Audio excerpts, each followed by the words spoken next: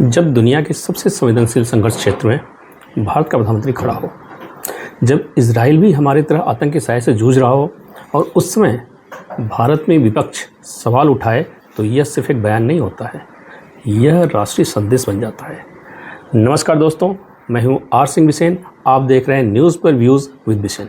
आज हम बात करेंगे नरेंद्र मोदी के इजराइल दौरे की, हमास के हमले की पृष्ठभूमि की, इजराइल के संघर्षपूर्ण इतिहास की, और फिर राहुल गांधी और प्रियंका गांधी वाड्रा की राजनीति की भी। इजराइल का इतिहास एक संघर्ष वाली पृष्ठभूमि वाला इतिहास रहा है।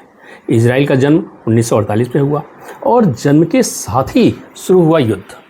1948 का अरब इजराइल युद्ध, 1967 का 6 दिन वाला युद्ध और 1973 का योम किप्पर युद्ध। चारों ओर शत्रुतापूर्ण पड़ोसी, सीमाओं पर लगातार तनाव, और आज भी उत्तर में लेबनान से खतरा है तो दूसरी तरफ गाज़ा में, इसके अलावा दक्षिण में इजिप्ट लगातार खतरा बना रहता है। पश्चिम एशिया में ईरान समर्थित आतंकवादी गुट हमेशा खतरे की घंटी बजाते रहते हैं।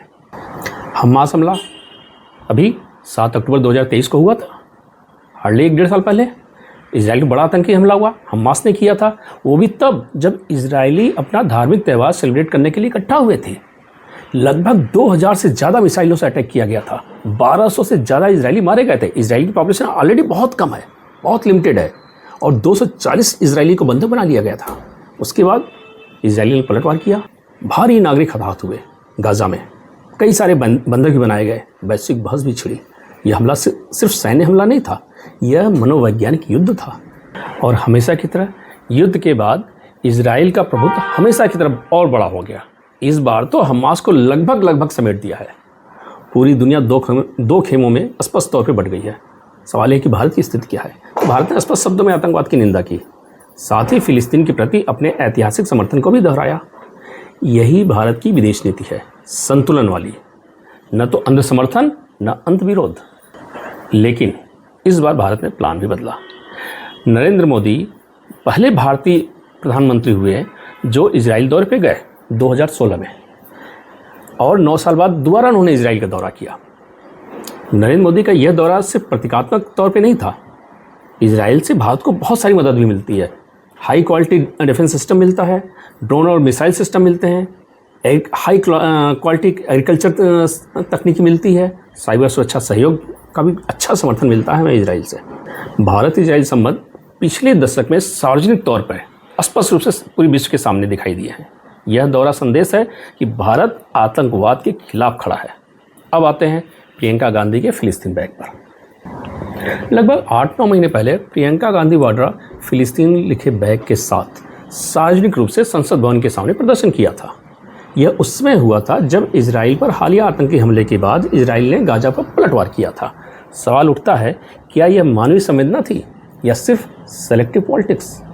क्या उन्होंने उसी तीव्रता से इजराइल के नागरिकों पर हुए आतंकी हमले की निंदा की, या सिर्फ एक पक्ष का दृश्यात्मक समर्थन था? यह राजनीति में प्रतीक बहुत कुछ कहते हैं। जब आतंकवादी हमला हुआ हो, जब नागरिक मारे गए हों, और तब आप सिर्फ एक पक्ष का प्रतीक लेकर खड़े हों, तो यह संदेश संतुलित नहीं लगता है, पक्षपातपूर्ण लगता है स्पष्ट तौर पे।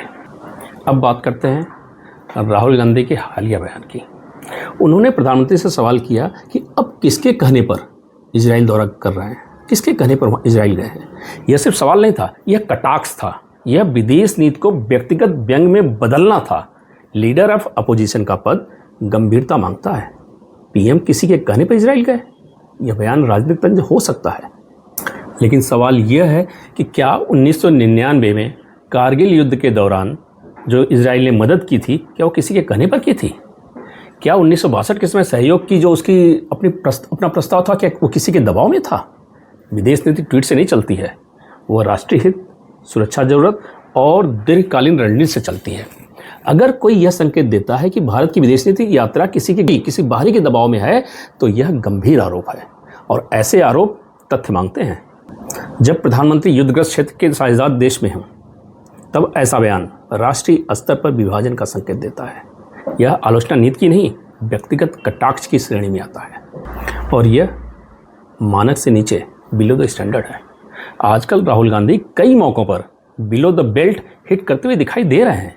भारतीय जनमानस हमेशा मध्यम मार्ग अपनाती रही है। मुझे नहीं मालूम कि आजकल उनके राजनीतिक गुरु कौन हैं, लेकिन जो भी हों अभी तक अपनी महत्वाकांक्षा से दूर ही जाते हुए दिखाई दे रहे हैं। क्या यह वोट बैंक की राजनीति है? यहाँ एक असहज प्रश्न उठना बहुत स्वाभाविक है। क्या फिलिस्तीन के प्रतीक का उपयोग भारत के अंदर एक विशेष वोट बैंक को संदेश देने का जरिया है? भारत की विदेश नीति किसी समुदाय को खुश करने के लिए, क्या उसके लिए एक सिस्टम, एक उपकरण होना चाहिए? यह राष्ट्रीय सुरक्षा और रणनीति का विषय है। भारत इजराइल संबंध बहुत ही संवेदनशील मुद्दा है। भारत के साथ इजराइल का संबंध अगर हम देखें इतिहास के पन्नों में, तो 1950 में ही भारत ने इजराइल को पूर्ण मान्यता दे दी थी और 92 में तो पूर्ण राजनयिक संबंध स्थापित हो गए थे दोनों देशों के बीच में। 1965 में पाकिस्तान युद्ध के दौरान भी इजराइल ने संपर्क साधा था, इजराइल ने प्रस्ताव दिया था। 1999 कारगिल युद्ध के दौरान तो निश्चित तौर पर इजराइल से हमें सहयोग मिला। भारत ने पहली बार कारगिल युद्ध से ही ड्रोन का इस्तेमाल शुरू किया था। कहा जाता है कि उस वक्त गोला बारूद और मोर्टार का स्टॉक खत्म होने वाला था और ऐसे वक्त में इजराइल भारत से पूरी शक्ति के साथ खड़ा हुआ था। सबसे खास बात यह है कि इजराइल ने भारत को उस वक्त मदद की थी जब दोनों देशों के बीच स्ट्रैटेजिक संबंध भी नहीं बने थे और भारत की राजनीति का एक तबका इजराइल विरोधी भी था। लेकिन इजराइल ने भारत की जो मदद की थी वो कारगिल युद्ध में गेम चेंजर बन गया था और आज इजराइल का एक अभिन्न दोस्त भारत बन चुका है। यह रिश्ता फोटो ऑप से नहीं बना है, यह संकट में बने भरोसे से बना है। भारत का रक्षा साझेदार है। भारत का उच्च स्तरीय दौरा सिर्फ कूटनीति नहीं, रणनीतिक संदेश है। नेसेट में अपने संबोधन में मोदी ने 3 बातें बहुत स्पष्ट तौर पर कही। पहला, आतंकवाद के खिलाफ जीरो टॉलरेंस, नागरिकों की सुरक्षा और मानवीय मूल्यों की रक्षा, और तीसरी, भारत इजराइल रणनीतिक साझेदारी को भविष्य की टेक्नोलॉजी और सुरक्षा सहयोग से जोड़ना। उन्होंने 7 अक्टूबर के हमले, जो 7 अक्टूबर 2023 को हमला हुआ था, उसकी स्पष्ट तौर पर निंदा की, लेकिन साथ ही गाजा में नागरिकों की सुरक्षा और अंतर्राष्ट्रीय मानवीय कानून को पालन करने की आवश्यकता पर भी जोर दिया। भारत ने अपना स्टैंड इस दौरे के पहले ही क्लियर कर रखा है। भारत ने 7 अक्टूबर के हमले की निंदा की, गाजा में मानवीय संकट पर चिंता जताई, इजराइल के साथ रक्षा सहयोग जारी रखा, फिलिस्तीन के लिए मानवीय सहायता भी भेजी। यानी भारत प्रो इजराइल या प्रो फिलिस्तीन नहीं है, भारत प्रो इंडिया लाइन पर है। लेकिन एलओपी का रवैया कई सवालों के घेरे में आता है। असहमति लोकतंत्र का अधिकार है, लेकिन समय, मंच और भाषा यह राजनीतिक परिपक्वता तय करते हैं। प्रधानमंत्री का इजराइल दौरा राष्ट्रीय हित से जुड़ा हुआ कदम है। हमास के आतंकी हमले की पृष्ठभूमि को नजरअंदाज कर सिर्फ एक पक्ष के प्रतीकात्मक राजनीति करना संतुलित विदेश नीति के अनुरूप नहीं है, और विदेश यात्रा के दौरान व्यक्तिगत कटाक्ष करना यह राष्ट्र हित से ऊपर दलगत राजनीति है। आज सवाल यह नहीं कि कौन किसके साथ खड़ा है, सवाल यह है कि भारत किसके साथ खड़ा है और किस आधार पर खड़ा है। क्या विदेश नीति वोट बैंक से तय होगी या राष्ट्रीय हित से? आप क्या सोचते हैं? लिखिएगा जरूर, क्योंकि मैं या कोई और इम्पॉर्टेंट नहीं है, इम्पॉर्टेंट आप हैं। सरहदों पे जो खड़े हैं उस पर तमाशा नहीं होना चाहिए।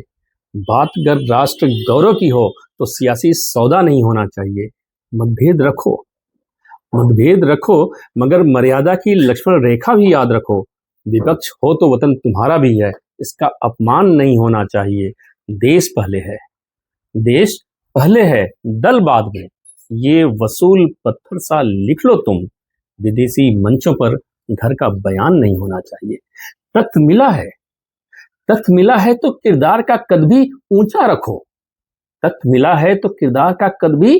रखो। हर बहस में बिलो द बेल्ट वार नहीं होना चाहिए। जो शब्द चलाओ वो तौल के चलाओ। ऐ सियासी के खिलाड़ियों, तिरंगे की छाया में बयान हल्का नहीं होना चाहिए। दोस्तों, आज के लिए बस इतना ही। लाइक, शेयर और सब्सक्राइब जरूर कीजिएगा। मुझे आज इजाजत दीजिए। नमस्कार।